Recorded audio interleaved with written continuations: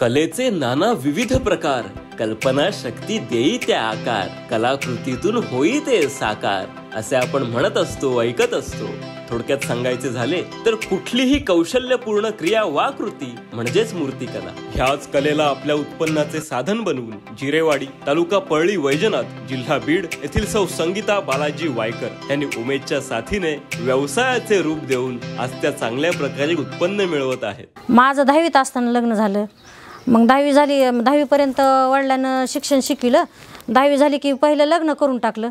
मग लग्न केलं की इकडं मालकाच्या घरी आले की मग कामातच लागले. मी छोट्या कुटुंबात राहत होते. माझे 4 पत्राचे घर, मला राहायला पण जागा नव्हती. रोडचे काम करता करता मग उन्हाळ्यात रोडचे काम चालायचे, पावसाळ्यात मग बंद पडायचे. मग मजुरीला जायचे, 11 रुपये मजुरीनं काम करायचे. 11 रुपये मजुरी करीत करीत मग माझे कुटुंब जरा थोडं थोडं हे करीत करीत वर्धनी ताईचा राऊंड आला. वर्धनी ताईचा राऊंड आल्यास मग त्या आमच्या घरी आल्या. मग त्या म्हणल्या गट करायचा आहे का? मी म्हणलं हो. उमेद अभियानाच्या वर्धिनीच्या माध्यमातून त्यांना अभियानाबाबत समजले आणि त्यांनी आपल्या पारंपरिक मूर्तिकला कामाला पुन्हा एकदा सुरुवात केली.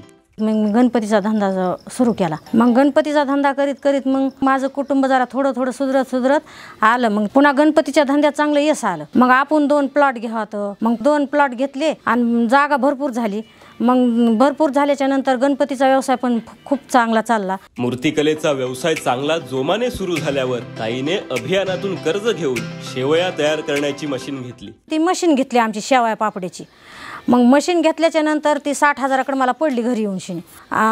ती मशीन घेतल्याच्या नंतर मी शेवया पापड्याचा धंदा चालू केला. मग मला भरपूर कमाई होऊ लागली ना. मग रोज आमच्या तिघात धंदा व्हायला 1000 रुपयाचा. रोज 1000 रुपये करायचे. आपलं ते धंदा करायचा कुरवड्या पापड्याचा शेवयाचा रोज. मग असे 4 महिने माझा धंदा चालतो ते. आणि 2 महिने मग असं गणपती लक्ष्म्या बैल असं करतात. असं 6 महिने झाले. पुन्हा मग 2-3 महिने मग आमच्या सुगड्याचा धंदा चालू असते ना. गाडगे, कोतळ्या, चुली असे म्हणजे माझे 10-11 महिने त्याच्यात जातात. 1 महिना काय असं इकडे तिकडे जातो.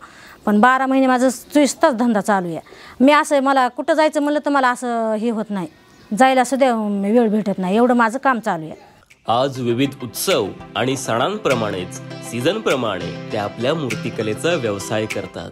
आता आम्ही मूर्त्या जी बनवतात का, पहिल्या स्टार्टिंग आम्ही बैल बनवतात आणि पुन्हा मग आम्ही गणपती बनवतात, लक्ष्म्या बनवतात आणि पुन्हा दिवाळी लक्ष्म्या बनवतात.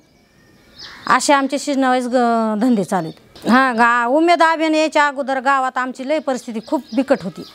मग उमेद अभियान आल्यापासून त्यानं कर्ज सुरू केलं द्यायला. मग आमची परिस्थिती चांगली सुधारित चालली. मग मिशनी घेतल्या, ते कर्जावरच घेतल्यात ना उमेद अभियानाच्या.